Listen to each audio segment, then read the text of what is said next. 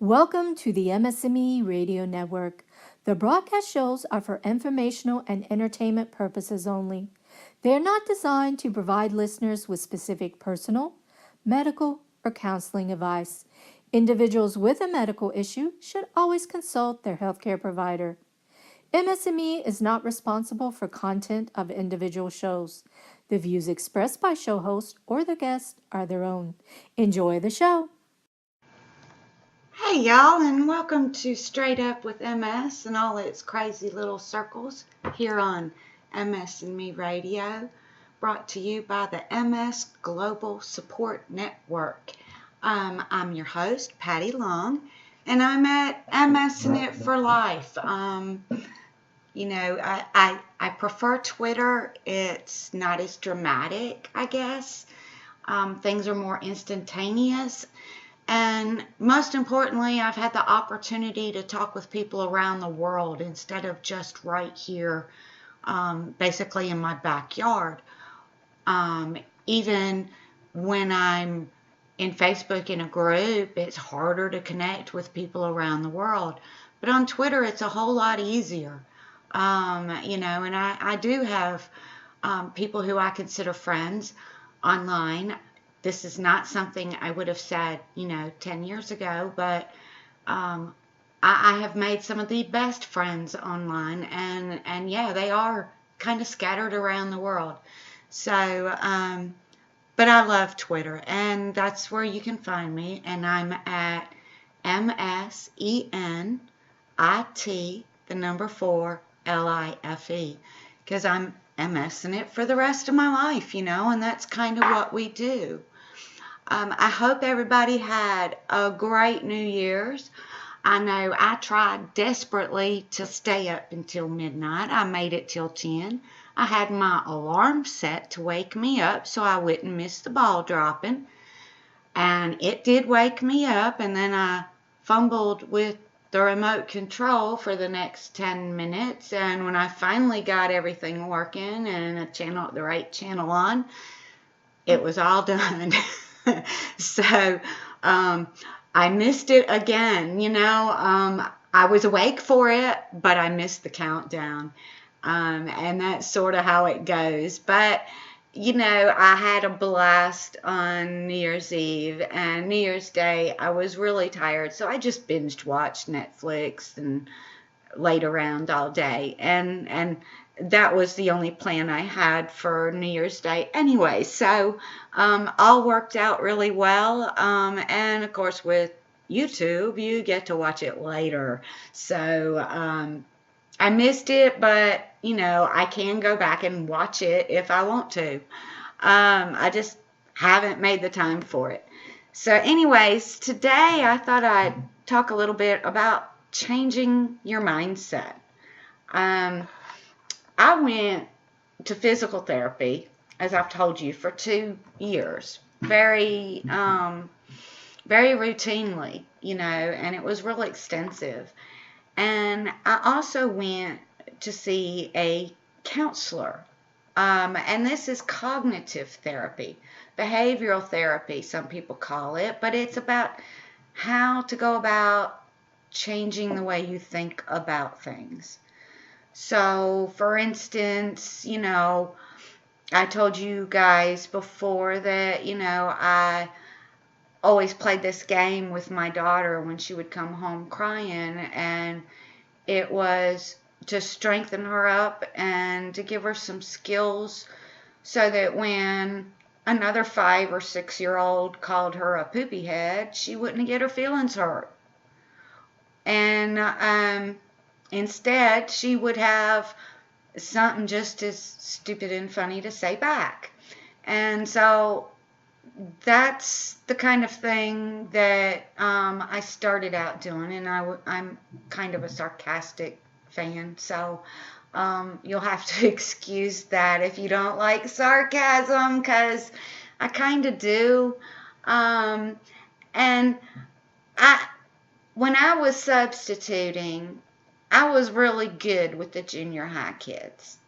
I was. And they always gave me the classes that had the troubled kids or the ones that were considered bad by their teachers, and by junior high they kind of fall into these little groups, um, and so I would get those classes, and I had a blast in those classes. I didn't have any trouble with those kids.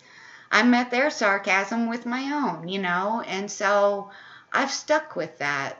And that's kind of my way of dealing with the nasty things we all hear.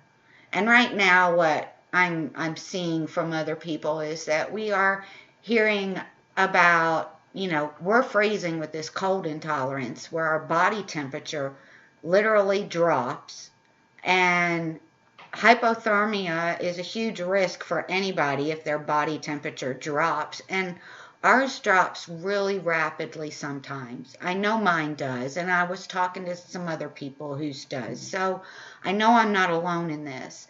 And other people don't understand that when we say, I got to get out of here, I'm getting cold, that it's not the same as them getting a chill, They don't understand that this is dangerous, that our body temperature has dropped.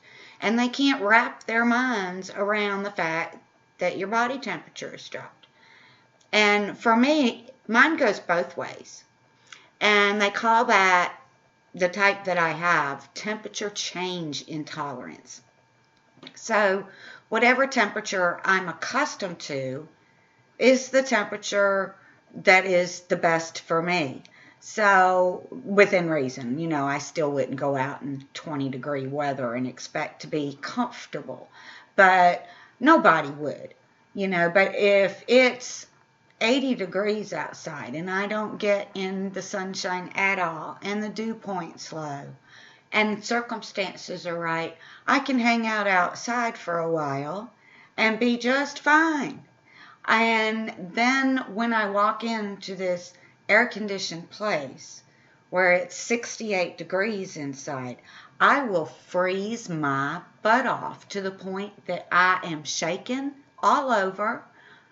I can't talk. I'm just, I can't walk. I'm frozen right there. And that's what they call temperature change intolerance. And people don't get that. So, I tell people my thermostat's broken. In the summertime, yeah, I overheat. In the wintertime, yeah, I freeze. Going back and forth, well, I'm going to do both. So it's still like that. And people that have seen it understand it. But the point is, I don't want it to happen. So I go walking into this place in the summertime, and as I'm walking in, I'm putting a coat on. And I have some idiot, what are you wearing a coat for? Duh, and that's just something that we all have to deal with. And so we have to find our way to change our mindset, to change it from a negative on you, towards you, to a win situation for you, which I do with sarcasm. And there's other things that we have to change our mindset on. We maybe can't do the things we used to do, and we want to do those things. So we have to change our mindset on that. And be satisfied with what we're doing. And know we're doing what we can do. And then go back and remember not to take these idiots seriously. And going back to school, if you remember when you were learning in school and you had a test coming up, let's start with spelling, because that's one of the first things you end up with as a small child. You have to take a spelling test. You get your 10 words and you have to memorize them. And you do that by repeatedly saying it out, Spell, S-P-E-L-L. Spell, S-P-E-L-L. And little kids, or at least mine, we kind of made it a game, so it would have a beat to it when we did a word. And by that repetitive saying it out loud, And then for my youngest son, he also needed to write it, because if he didn't write it, it would look funny to him. So he had to write it. But by saying it out loud, by writing it down, it got reinforced in our brains. And so when they were kids, and we chose a word for the week, and this remained their favorite word, and probably still is, but they learned this word, discombobulated. And for those that don't know what it is and are going discombobulated, which is exactly what my daughter's PE teacher said, but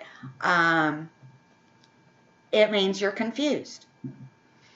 And that's basically what it means, is just a fancy word for being confused. And so when the PE teacher had given her the instructions for what they were going to do, she raised her hand or whatever, and she said, "I'm discombobulated, Mr. Lark." And Mr. Lark just kind of looked at her odd and said, "You're discombobulated?" And had no clue what this word meant, which again just reinforced this word being such a fantastic word to these children. I mean, she was in elementary school. And so we had fun with that kind of stuff. But when you write it down and you repeatedly say it, it becomes reinforced in your brain. So when I write down, today is going to be a great day, and I say it, and I look at it, and I read it every time I walk by my dry erase board, then guess what? That is reinforcing that mindset that I am going to have a great day. And that's kind of key for changing that mindset. Whatever it might be, write it down.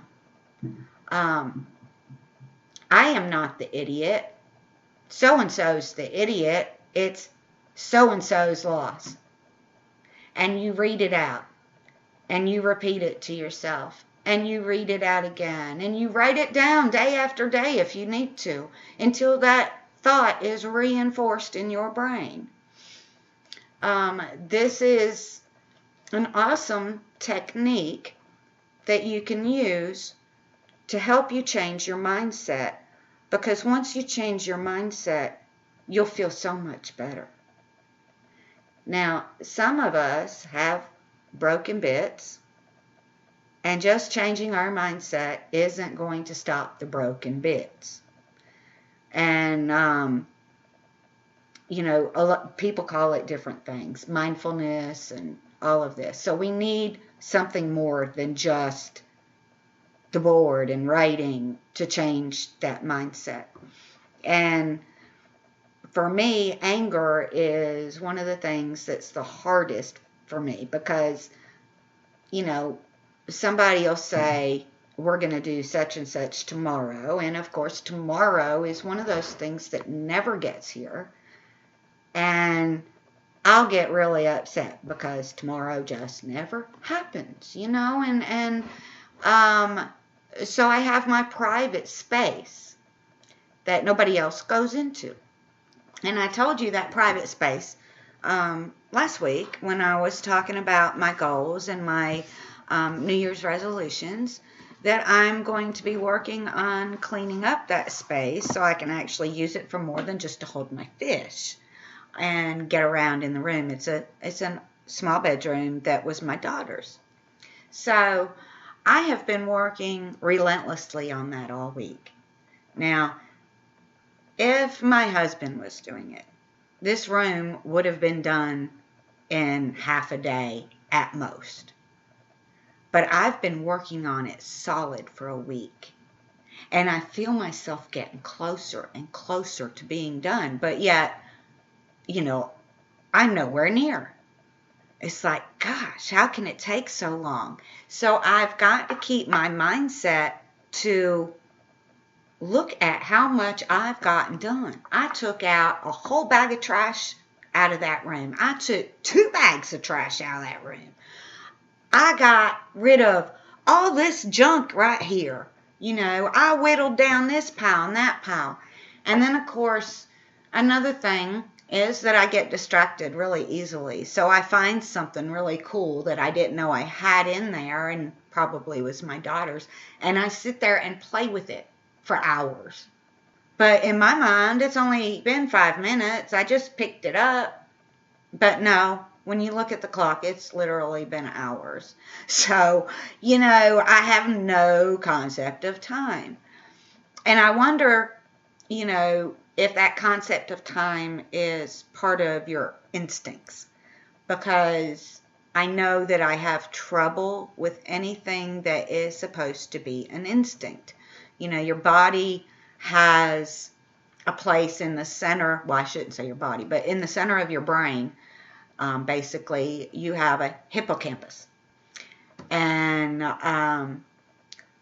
it ties into your sweat glands and hormones and all kinds of stuff. And I know that mine has some damage. So I struggle to eat because I'm never hungry, because that's kind of an instinct that, you get hungry. Same with being thirsty. It's kind of an instinct. And my son fusses at me all the time. He's like, "You're dehydrated." And I don't even know it because I'm not thirsty. But if you pinch my skin in the right place, you'll see that it doesn't go back right. So, I raised him to be smart about it because he was very much athletic. He did not do your normal sports, but was a rollerblader, and he was amazingly talented at doing this stuff, and he loved it. And he actually went on a cross-country tour. It was called the Useless Tour. So anyhow, dehydration was something that has always been an issue with his activities and just with him in general. And so it's a problem for me as well. And now, it's even more so because I don't feel hungry or thirsty. And I know this sounds crazy, but I don't have fear. I haven't been scared of anything in a long time. And somebody made me flinch a couple weeks ago, and I was like, oh my gosh, I flinched, because this too is an instinct that, if something loud falls behind you, you flinch a little bit, and I hadn't done that in so long. So I think, well, maybe my hippocampus is healing some. That would be cool, but I could do without the fear. But then again, fear is a very important thing. That's, flight or fight. At some point, you need to run. You need to not go towards the scary, fearful thing that you're showing no fear response to. So, and that can go the other way too, where you're scared of everything. So, I definitely encourage you, if you have both ends of the spectrum, both the heat and the cold, to discuss it with your doctor, and also to run a check line, on these other things. Do you ever get hungry? Do you ever feel fearful? If so, what kind of fears do you have? Are they fears that you think are reasonable, or are they fears that you even know are ridiculously out of control? Because you should have fears of some things. You just don't want to fear everything, or have your fear be so consuming that you don't get to go out and do things. But anyways, that got me off track. So, but fear, again, it's something that you have to change your mindset on. And how do you do that? Well, I'm not going to be scared of that spider. And you tell yourself this.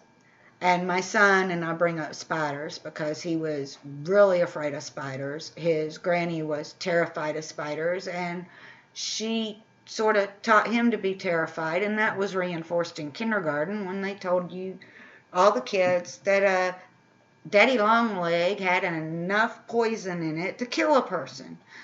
I was really upset about that because a daddy long leg doesn't have a big enough mouth to even bite a person.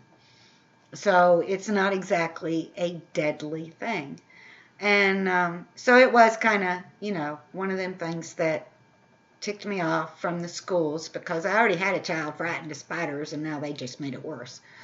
So, anyways, he did finally overcome that fear. He doesn't like spiders, but he overcame that fear. He had to crawl under houses for his job, and they would he took sprays and stuff, and I mean he just would be all wrapped up, and but he forced himself to go under these houses to do his job, and he got over that really bad fear that he'd had at one time, which is changing his mindset towards the spider. The spider is not going to hurt me. It's gross. It's icky. I don't want to get bit. I'm going to move it. I'm going to spray it. I'm going to kill it. I'm going to stomp it. I'm going to whatever. But I'm going to not run away because I see a spider. And that's changing your mindset. Now, I definitely encourage you, if you're struggling with these things, to find a space, your own quiet space, whether it's a closet, because when my kids were home, the closet was my favorite private space. Nobody was coming in my bathroom and going in my closet. So that was, when they were here, my favorite little space that was all mine if I needed it. But I highly suggest that. I highly suggest writing every day which things you want to change your mindset on.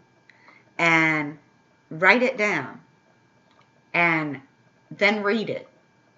And continue to read it every time you walk by that dry erase board. Hang that board up on your wall somewhere that you're in a room that you're in quite a bit. And every morning, think about that day, and what you want to do, and things like that, and put on that board, I'm going to have a great day today. I'm going to be loved today. I'm going to love others today. Whatever thing that you are struggling with, to change that and to tell yourself how great you are. I wish I could remember all the things I used to write on mine, and I took pictures of a lot of them. So as soon as I find some of those pictures, then I'll be able to tell you all these different things that I have had written on my board. And but this is how you learn. And so if you need that to help you to learn to be happy, I am going to be happy today. I choose to be happy today. And this is one that I still write. I am choosing to be happy today. I am choosing to be happy right this second. I am choosing to have a great day. I am choosing to have fun regardless of circumstances. I am choosing to laugh at the ridiculousness of the weirdness of MS. And I am choosing that these things, I have that power to choose them.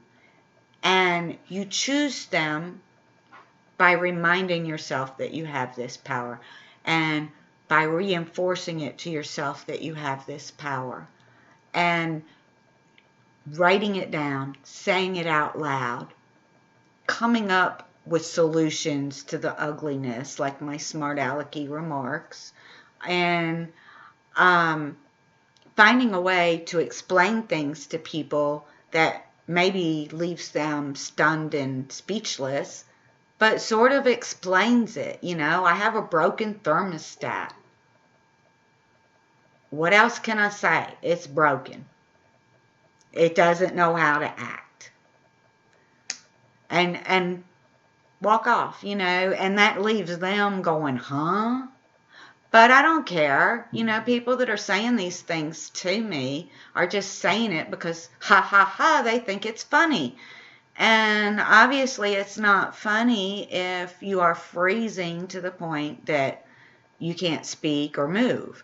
It's obviously not funny if you get hot so fast that you're basically, in the middle of heat exhaustion. So, these kinds of things aren't funny. But that's me, I like leaving them speechless.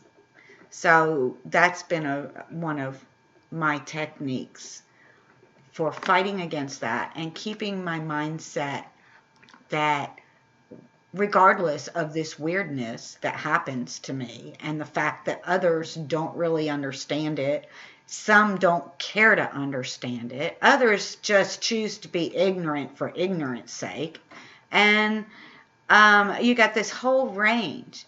So I choose happiness by choosing to associate myself around the people that are going to say, oh, okay, so kind of like one of those old cars, and and the thermostat goes out. Exactly.